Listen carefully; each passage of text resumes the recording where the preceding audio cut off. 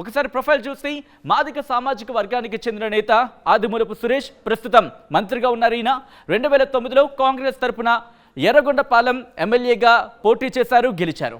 2014లో YCP తరపున సంత నూతలపాడు ఎమ్మెల్యేగా పోటీ చేశారు, గెలిచారు. 2019లో వైసీపీ తరపున తిరిగి ఎర్రగొండపాలెంలో పోటీ చేశారు, గెలిచారు. సో 2014లో చూసాం, 2019లో చూసాం.